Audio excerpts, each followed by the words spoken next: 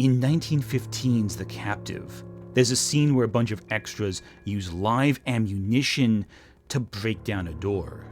Director Cecil B. DeMille understood that having live ammunition might be dangerous on set, so he told his extras to reload for the next scene with blanks to avoid any accidents, and almost all of his extras listened to him. Almost all of them.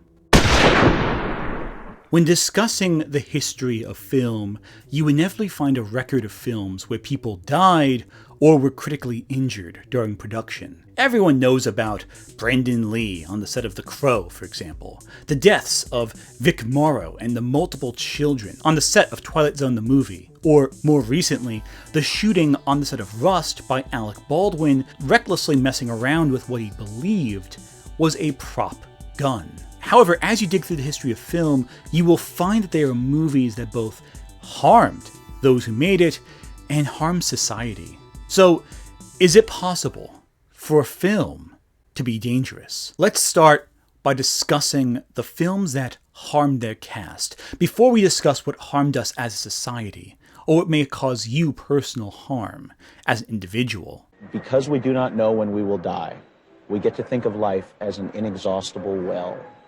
And yet everything happens only a certain number of times, and a very small number, really.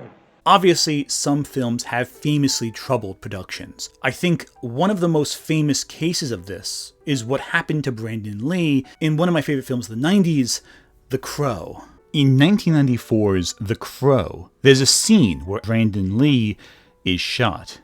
The gun was supposed to contain a dummy round, but due to tight deadlines, the prop expert didn't clean or check the weapon between takes, between days. A blank round doesn't necessarily mean it's safe. You can still get harmed and even killed by a blank round being fired in close proximity. There's still combustion in the weapon, still something being projected. What no one realized, because production was being sped up, was that in the barrel of the gun used, there was a fragment of a bullet casing from a previous round. When actor Michael Massey pulled the trigger on set, the bullet shell fragment was sent flying straight into Brandon Lee's chest. Unlike in DeMille's The Captive, the gun had been handled by a weapons specialist. No one is truly at fault for this, but Massey, until his dying day, was plagued by guilt. I've never talked about this on camera. What happened to Brandon was a tragic accident, and it's something that I'm going to have to live with. It's taken me the time it has took, not so much to put it in perspective, but to be able to move on with my life. I never felt the need or the obligation to talk to anybody about it, other than his fiancée at the time and his mother, who I called. It's very personal, and it's something that I want to make sure that when I work, that it's never repeated. But the reality is that film history is full of actors being harmed or even killed on set. And frankly, the further back you go in film history, the worse and worse it gets. And Harlan Braun successfully defended director John Landis against charges of murder. The worst thing you could ever see would be 3 people, and particularly 2 children, killed right on the film. When you first see it, it's just overwhelming. I know a lot of people will point to John Landis on the set of Twilight Zone the movie as one of the greatest film accidents in the last, say, 40 years or so. And guess what? They're right. It is one of the worst accidents in the last 40 years. But people die all the time on film sets. More often than you think. A stunt actor died on the set of Black Widow. Yes, the MCU Black Widow. Due to a motorcycle accident gone wrong.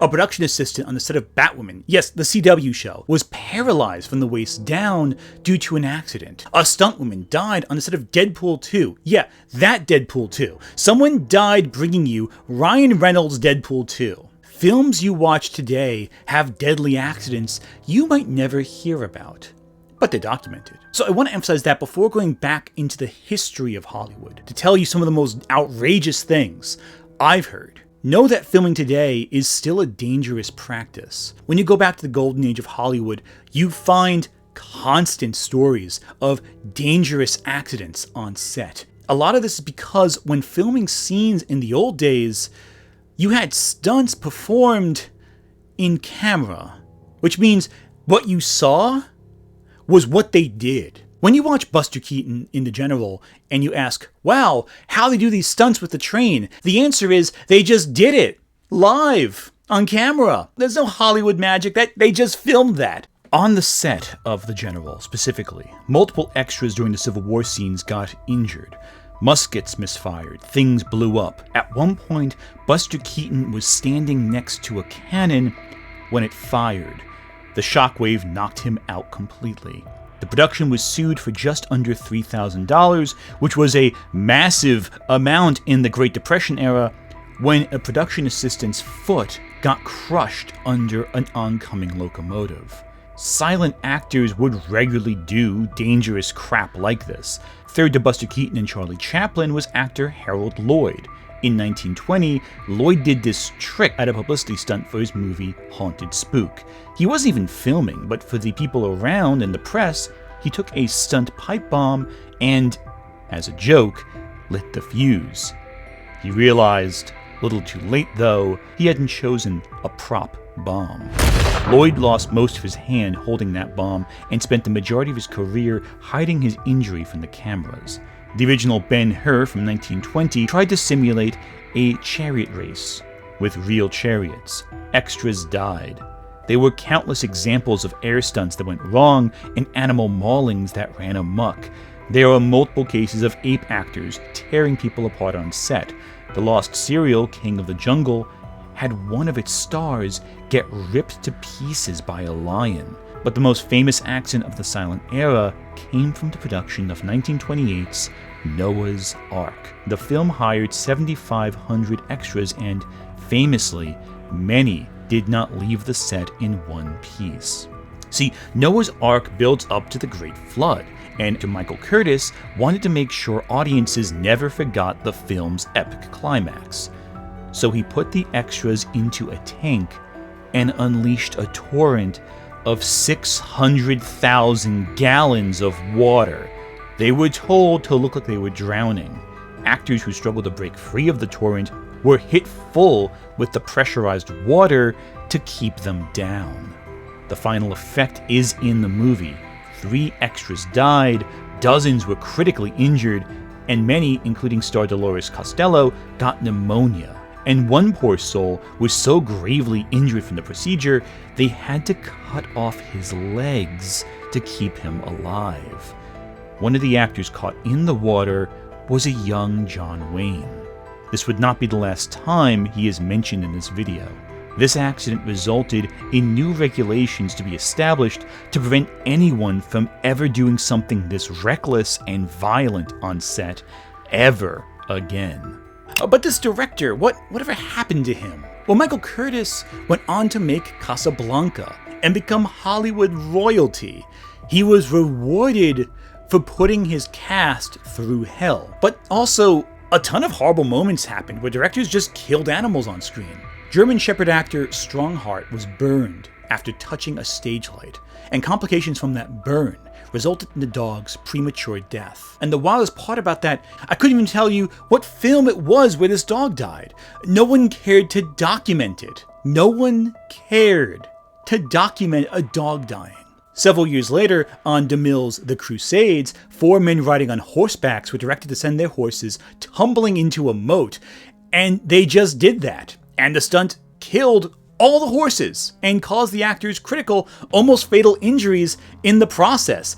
DeMille, meanwhile, was annoyed that the actors ruined the shot by not falling in the way he wanted, and refused to give any compensation to anyone involved for the animal deaths or grave injuries the humans endured. So, that just goes to show you the sociopathic way that Hollywood functioned. Oh, and by the way, if you like horses, the next year after that one, in 1936, there was the charge of the Light Brigade, and it resulted in dozens of horses dying in various stunts. The directors did not care who died in their films. It wasn't until 1940, yes, almost halfway through the 20th century, that the American Humane Association decided to pay attention to how many animals kept dying on set, and maybe they would do something about it. Now, I am going to avoid mentioning every single accident in film. There's lists you can find if you really want to see the specific gory details of everything, but a particularly stunning one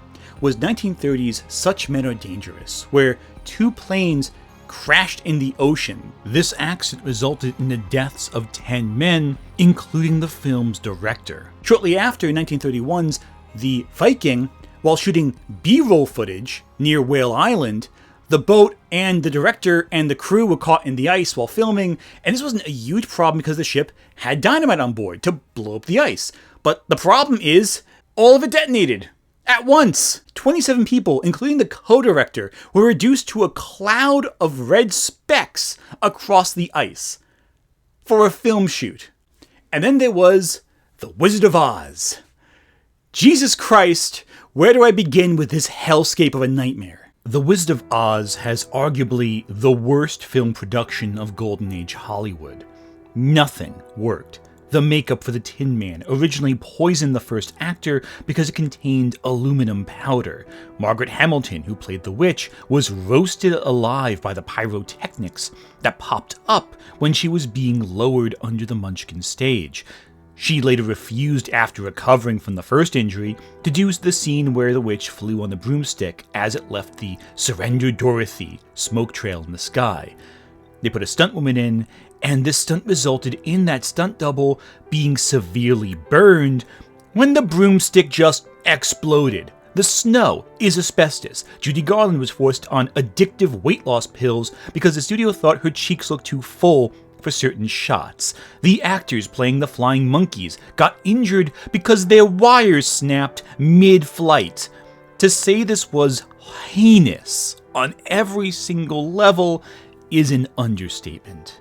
And what I find so funny about this is everyone talks about, oh, there's the Munchkin and, in the background of the shot, but there were real problems with this film set. There were very disturbing things that happened, and those get glossed over in favor of urban legends that sound spectacular and scary, even though we can see the results of the horrors in front of us. The way Judy Garland was treated by MGM staff was heinous and horrendous, and it probably resulted in her life being as tragic as it ended up being. And while directors like Cecil B. DeMille might be worse in terms of constantly putting their actors in harm's way, he has competition with the eccentric Howard Hughes. This man could easily fit a graveyard with all people who died as a result of his film productions. His film Hell's Angels saw multiple people die in aviation accidents. He just kept doing that, I guess.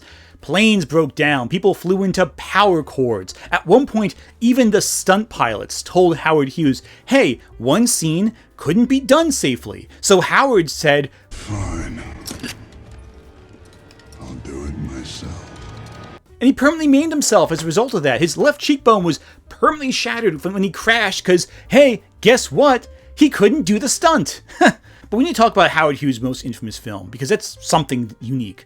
The Conqueror, a movie about Genghis Khan where everyone is white with yellow face, including John Wayne.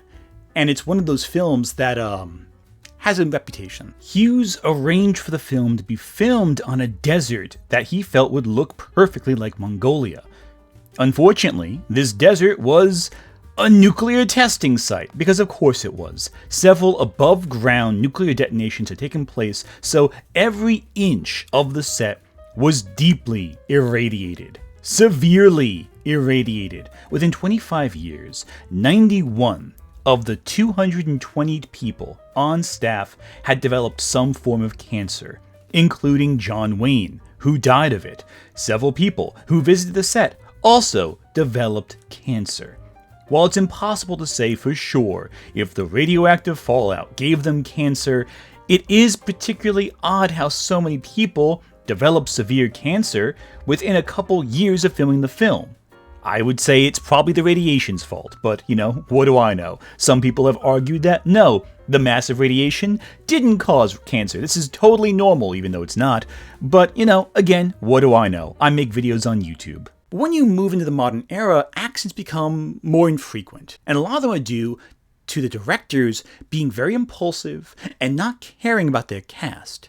Something beyond comprehension is happening to a little girl on this street, in this house. The Exorcist famously had several stunt accidents due to director William Friedkin being reckless. Very famously, Linda Blair and Ellen Burstyn suffered permanent back and hip injuries due to the harnesses around their waists tugging at them too tightly. And all of it was on Friedkin's instruction. The main problem was to try to do these effects in such a way that they've never been done before. And in this particular film, The Exorcist, I decided that we would achieve all of these effects live in the studio.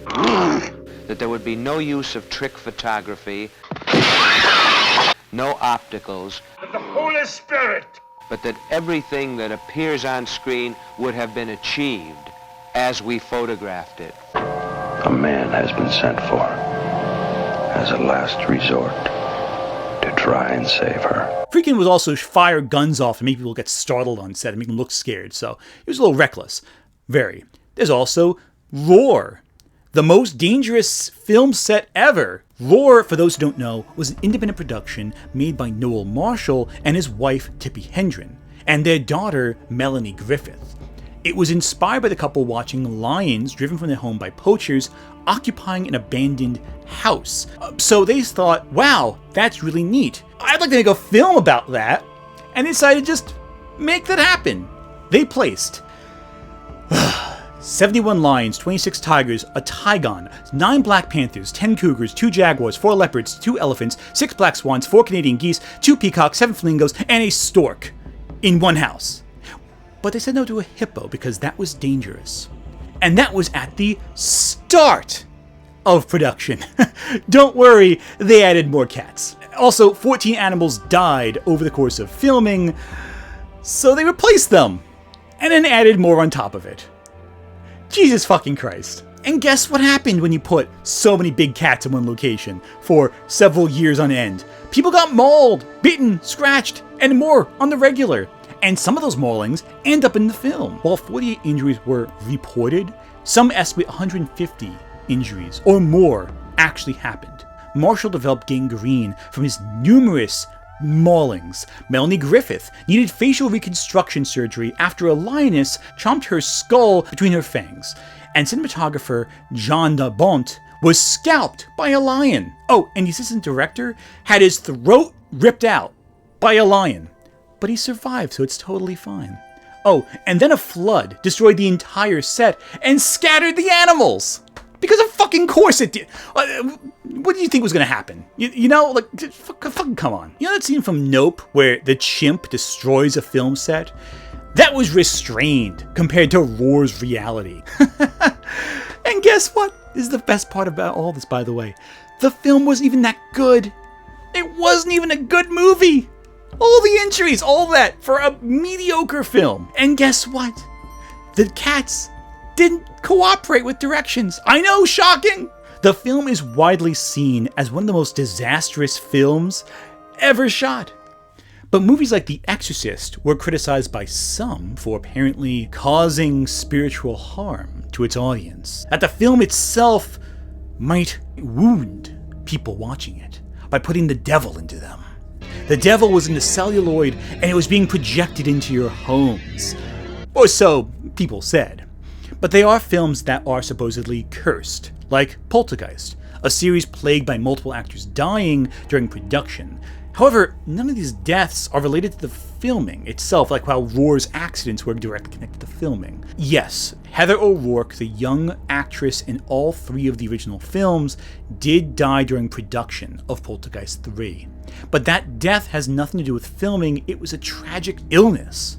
It's not the film's fault, but it does add to the legend. I don't believe in curses in films. I believe in human incompetence and human negligence. I'm Sam Campbell. Welcome to the team. Have a seat. So, this is the splatter and gore department. The film Evil Ed, no, not Evil Dead, it's another film, focuses on a film censor who loses his mind watching too many violent movies.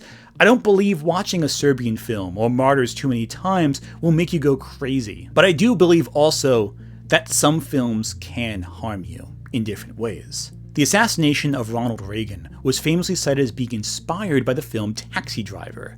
The Columbine killings were blamed on The Matrix, as was Natural Born Killers, a film that criticized our modern media landscape as partially to blame for motivating killers to make violent spectacle for the news. And famously, a mass shooting at a screening of The Dark Knight Rises convinced people that the prior film inspired the crime so much that various writers made articles implying Joker, when it was coming out, would inspire more copycat killers.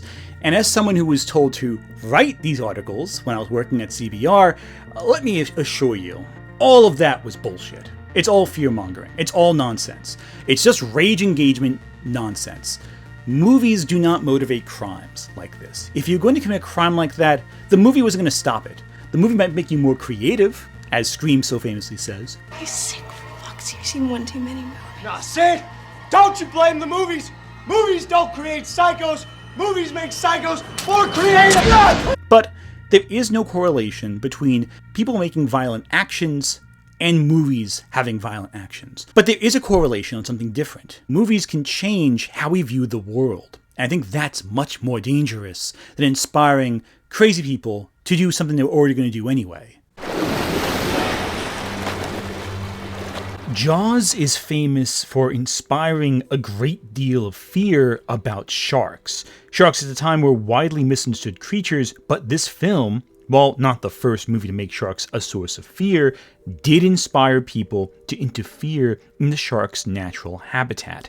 They set up nets, hunted, damaged the ecosystem, and this resulted in mass shark fatalities, despite the fact that sharks rarely, if ever, attack people, let alone kill them. One of the great sources of gratification that I get out of Jaws is that I receive over 1,000 letters a year from kids who weren't born when the book was published or the movie released. And they are now discovering Jaws, and their attitude is not that sharks are scary or horrible or this, that, and the other. Sharks are cool. Not helping matters is false information about shark attacks. Before Jaws, there was Shark, a 1969 film that supposedly had Burt Reynolds' stunt double getting torn apart by a rogue shark. Life magazine reported on the controversy, but it's a lie. There's no evidence the accident ever happened, or the stunt double even existed. We made it up. We made this one up. It's a made-up tale. It's a total fabrication. It was made up to inspire controversy about a frankly mid-film to get butts in seats. All of this fed into enough anti-shark sentiment that Jaws author Peter Benchley became an avid shark advocate until his dying day, working to undo the public damage his book provided. I am also receiving manuscripts from people who are either they're writing novels now having to do with the ocean, or they're becoming PhDs in marine science, or they are shark scientists. I have heard from a bunch of marine biologists that the number of people interested in the study of elasmobranchs, sharks, skates, and rays, has doubled or tripled since Jaws was released. And they, to my gratitude, again, give some credit to Jaws for increasing the interest in those people. But there's also other ways it influences us as well. Ways that alter our perception in unexpected manners. In 1933, a Scottish couple driving near Loch Ness claimed they saw a gigantic aquatic reptile slinking into the inky depths of the water. This sighting sparked mass hysteria that continues this very day. People insist there's a large creature, maybe a plesiosaur, surviving from the Mesozoic era, lurking under the water. But what is not often reported when this story is told, that shortly before this couple saw this aquatic monster, they had gone to the cinemas and were in awe of a movie that came out that same year, King Kong, a movie full of dinosaurs, many of which lurk in the water. What's more likely, really, be honest, that there's an extinct reptile that no one has ever been able to capture in a century in a thoroughly explored body of water? Or a couple saw a movie, and when they were half looking out at the road, their imaginations filled in the blanks of what they saw. And as a result, we now have a cryptid icon that we now talk about. They looked further and they thought and their brain filled the rest in. For a more contemporary example of this, the McPherson tape was a found footage film from the 80s that was almost lost. However, it was recollected by alien enthusiasts, claiming the fictional film was in fact a real recorded incident of an alien abduction. The film was then used to convince many people that aliens were in fact coming to take us from our homes, and that the clearly cheap-looking aliens in the movie were real. Never convince yourself that people will not fall for fiction in place of a suitably boring reality. So far, these examples seem funny, mostly harmless, right? Loch Ness Monster, aliens, no harm done, just a little silly belief, right? Well, it is funny until it stops being funny. Upstairs. Children, come on. No, Sarah, stay where you are, please. Sarah, stay there, please. Don't go upstairs. In 1992, the BBC ran Ghostwatch, a fictional made-for-TV special for Halloween. It was shot with familiar BBC personalities and stylized like a news program, with very little indication during the broadcast that what audiences were watching was a fiction. Many viewers had no idea they were watching a show. They thought it was a real broadcast. And so when ghosts materialized and when they got fake phone calls reporting that households watching the program were being haunted themselves, they took it as real. Until realization dawned. For most of them, anyway. Over 1 million calls were received in complaint to the BBC, but one led to a lawsuit. An 18-year-old with a learning disability saw the show and believed it was proof of the supernatural, and that the sounds of his home's pipes were caused by a ghost. 5 days after the broadcast, he took matters into his own hands to join these ghosts in eternity. To this day, the BBC has never rebroadcast Ghostwatch. If you've ever seen a commercial or advertisement, you may have been witness to propaganda. Most of the time, people associate it with posters of recruitment to a military branch, but propaganda isn't simply about war. It's about money. Millions of people see them in videos, television shows, movies, and billboards across the world.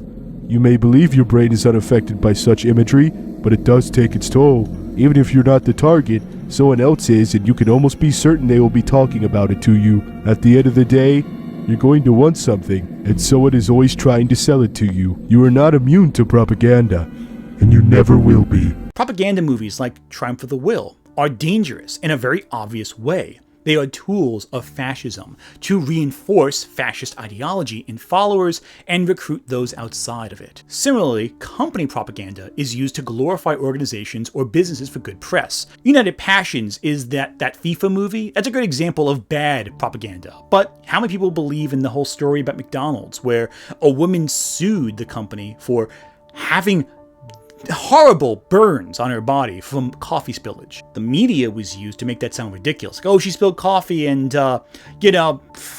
coffee too hot? Lawsuit, that's lame. The reality was that she suffered extreme burns and only sued to get enough money to pay for the bills to cover the reconstructive surgery because the coffee was just that hot.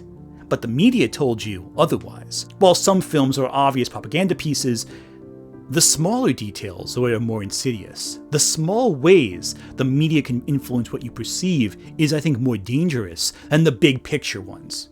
And some are just laughable. There are numerous documentaries out there made to spread religious ideology, especially beliefs that push blame on specific groups of people for unrelated problems.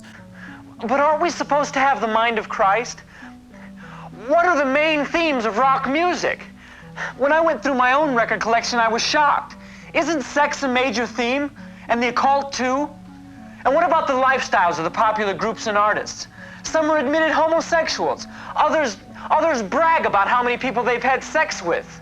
Mazes and Monsters is not a documentary, it's a film. Rock, It's Your Decision, also not a documentary, it's a film. Reefer Madness, PSA. The Lost Children of Loneliness, a film that I would pay money to find. Homosexuality had been the subject of only one exploitation film prior to the 1950s. Children of Loneliness circulated on and off for years under several titles. It told the tale of Bobby, a vindictive lesbian obsessed with Eleanor, a young woman who worked in a law office. A parallel story found the daughters of one of the partners in the firm falling for a gay artist. the gay characters don't fare well. Anecdotal evidence indicates that gay viewers may have sought out Children of Loneliness. All of them are poorly made and ridiculous, but all of them exist to spread fear about societal corruption through D&D, rock music, marijuana, homosexuality, respectfully. Thankfully, these all suck, so they're laughable. Even the Lost film saying gay people are bad, that's apparently terribly written. Reviews at the time made fun of it for being shoddily shot. But what about when it's not? What about when it is compelling? What about when these documentary films do inspire real thoughts, do influence how we see the world in ways we don't expect? We know Triumph of the Will is bad, it's the Hitler movie, but what about films that are other? There are several old films responsible for spreading misinformation. The second uprising of the KKK is credited in part to the popularity of Birth of a Nation. The film by D.W. Griffith credits white supremacist movements with shaping the history of America, defending white Southerners from, well, cartoonishly evil white men in blackface, apparently. We know Birth of a Nation's a bad film now, but it's also undeniably had an impact on society at the time. When President Woodrow Wilson saw D.W. Griffith's film, he claimed it was like writing history with lightning. And my only regret is that it is all so terribly true. He screened it in the White House and presented it as an authentic depiction of American history.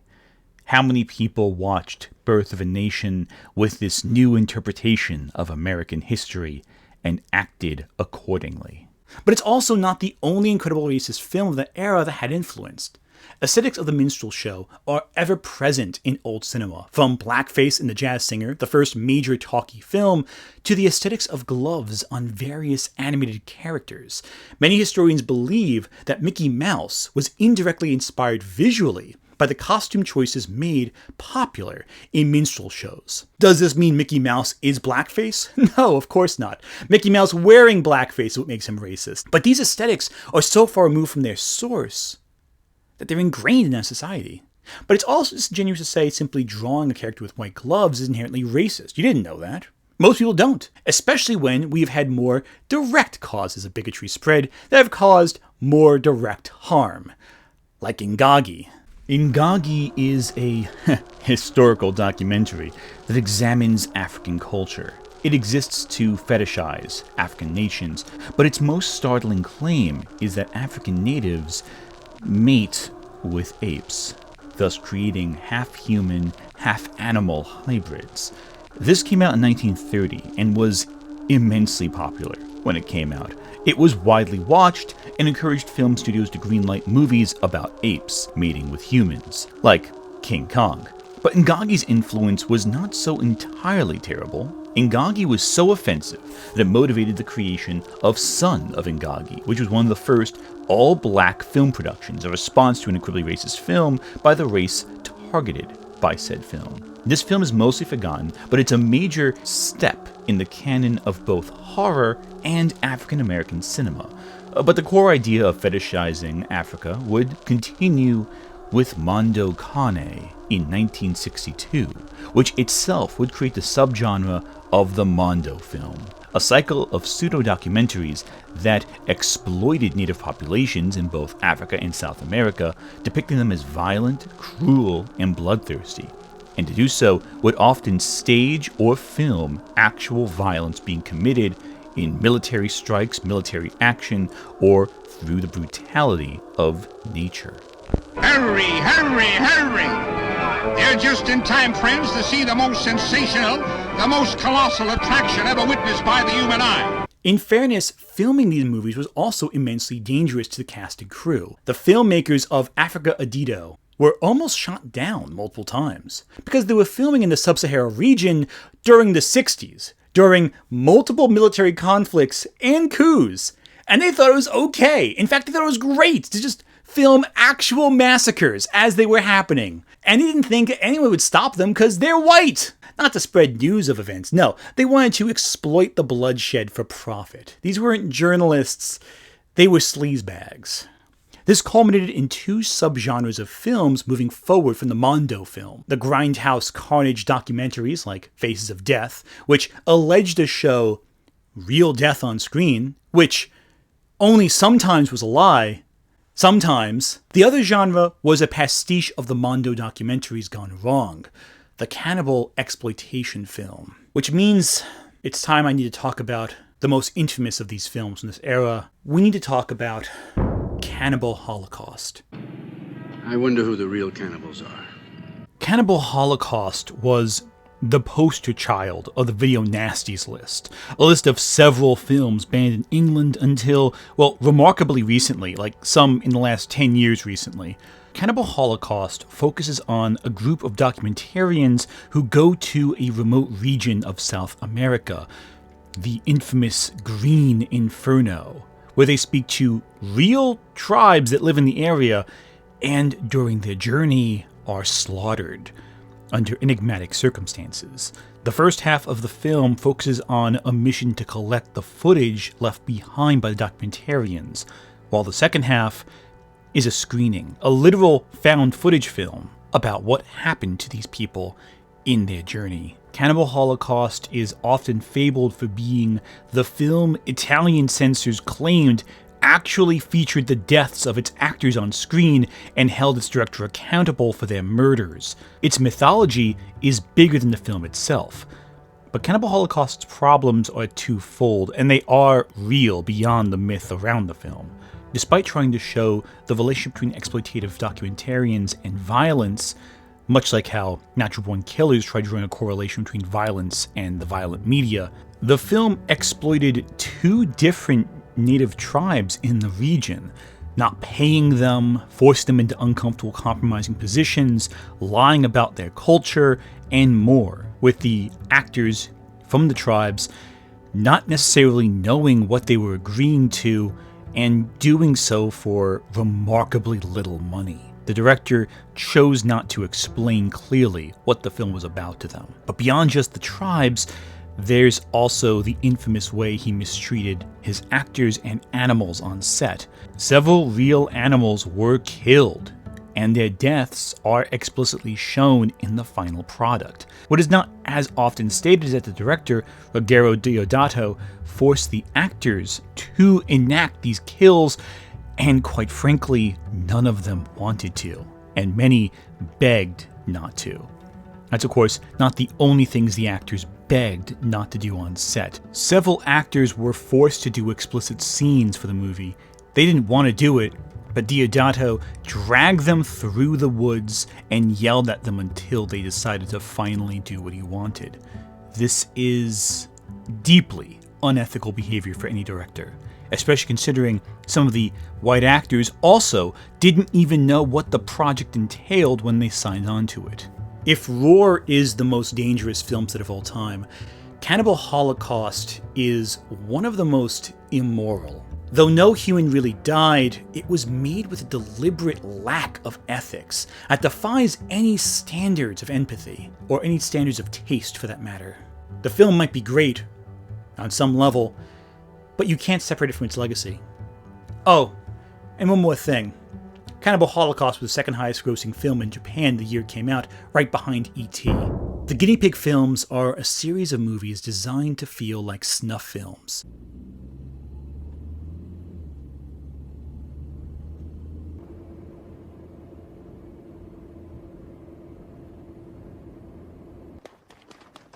Famously, actor Charlie Sheen saw the second Guinea Pig film and reported it to the FBI, believing he had uncovered an authentic snuff film. Those films are increasingly artificial. I don't find the Guinea Pig films particularly disturbing or offensive, nor am I bothered by the August Underground films, or anything like that. They're movies first and foremost, and marketed as fiction. It's not shocking anymore when we're bombarded by violence that is real and tangible. After a while of looking at it, it almost stops looking real. I'm more disturbed by when crimes are fetishized and exploited for entertainment purposes. Jack Ketchum's The Girl Next Door is a novel-turned film about a very real crime, but at least it feels human. That helps make it more effective as a story. The various Netflix monster series, the Ryan Murphy ones that exploit and exoticize serial killers, are worse because they diminish the roles victims play in the narrative, whereas The Girl Next Door is from the victim's perspective. This monster show dehumanizes victims the way the killer would dehumanize them.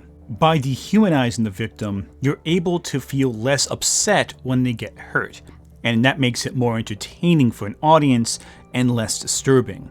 It's commodified violence for an audience that doesn't really want to think too hard about what they're watching. Doesn't want to connect this fiction to a reality associated with it. But there are a few that go further, and Japan, I think, has the single most dangerous film I can think of because of the way it takes a very real crime done to a very real girl and makes it entertainment. Junko Furuta was 16 years old when 14 boys, the eldest being 18, kidnapped her. For the next 40 days, they tortured this girl in ways I don't feel comfortable repeating. Eventually, after days and days of hell, she perished, and they dumped her body in a drum of concrete. The criminals, as well as other associated figures to the crime, were arrested and sentenced to jail with a maximum sentence of 20 years. All of them have finished their sentences. For those curious, 2 have since died themselves, one of a neurodegenerative disease and another by choking on his own bile in a toilet bowl. This crime is known as one of the most brutal in Japanese history. It has also inspired multiple movies that recreate the violence done to Junko for entertainment purposes. 2004's Concrete is a movie inspired by the murders from the perspective of the killers. While the names are changed, it's clear what the film is about, and it's clear what the film hopes to sell its audience. There is no film as tasteless as this. This was done too soon, and it was done without the care of the victim in mind. The film received immense backlash in Japan upon its release for being as tasteless and as cruel as it was. It was also not the first film depicting the crime for entertainment purposes, because the first one came out less than 7 years after the crime. 1995's concrete encased high school girl murder case, Broken 17-Year-Olds, yes, that's the name of the film, is the first film to have come out about this. And look, there are tons of crime horror movies out there, and there are many tasteless ones too, but there's something so profoundly tasteless about these films, something so ethically bankrupt, that I feel these movies are truly a danger to us from a societal perspective. Not that the films themselves are particularly bad or offensive in terms of what they show us, it's where the film came from. Oh, and there's a third movie too, and there's more that came out afterwards. Maybe more mainstream films. Look, I didn't bother watching these after the first 3. I just didn't have the drive to keep subjecting myself to this stuff. And these aren't good movies. Martyrs is genuinely more disturbing visually and conceptually. These films are poorly made and not like Irreversible or Martyrs or Sallow or even a Serbian film in terms of quality. These are not films with wide appeals, and they're so obscure I had to dig into them to find them. But I think that's what makes them feel so foul. You have to go looking for these. And by the time you find them, you're already being molded by films to embrace violence and be desensitized to it. It's not just a rip from the headlines CSI story. It's not based on a true story horror films. It's something that faithfully takes a real murder, a real torture, and turns it into essentially visual smut. Sallow and Martyrs have value because there's something meaningful to those films. They add value to the world. They're works of extreme art, but they're still art. But these films, Concrete, these whole things about Junko, they just feel cruel. And it does the most dangerous thing a story can do. It makes you abandon your humanity. When watching Concrete, you're watching something that really happened to a real person. And it's just contained on a screen like some bottled up evil that you can pull around in your pocket or on your shelf.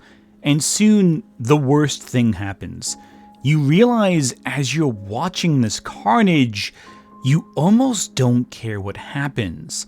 The humanity behind the girl's eyes is fake. You know it's fake because it's a movie. It's just constructed, it's developed, it's manufactured. And your apathetic feeling is dangerous.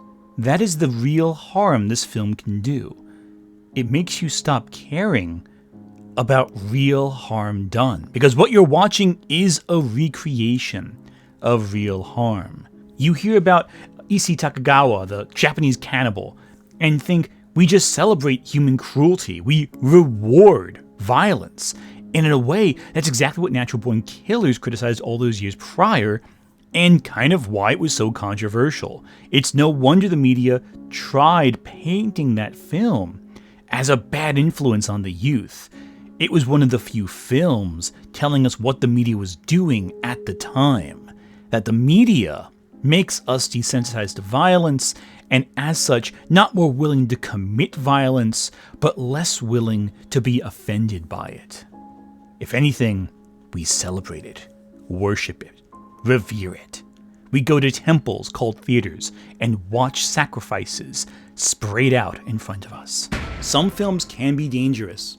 Not for making us see fictional Freddys and Jasons as cool, not for making us go out and hurt people, but for normalizing the cruelty real monsters pull right in front of us. For normalizing the 24/7 circuit of violence we see every day, in and out. It's a reverse Clockwork Orange. We are bombarded by the ultra-violence until it becomes normal. In some cases, it might even be comforting. When going over my archival footage, I heard John Landis's lawyer echo something very similar. To remind you, John Landis was held accountable for the deaths of Vic Morrow and several child actors on the set of Twilight Zone the movie. And the lawyer had to watch the footage of these children being killed over and over and over again. And as you watch it over and over again, you become desensitized to it, for good and for ill, I think. I mean, you tend to forget that they're really human beings there, so that's bad. On the other hand, to analyze it as a technical and why it happened, you have to be desensitized to it. And after a while, you looked at it as just a technical thing where we were looking at what caused the accident. One thing I love about a number of Spike Lee's films, like BlacKkKlansman, for example, is that he'll show you a fiction and then anchor it to a concrete reality. Because he knows, in some ways, fiction feels more real than the news. We empathize more with the artificial characters constructed for us than the people who exist.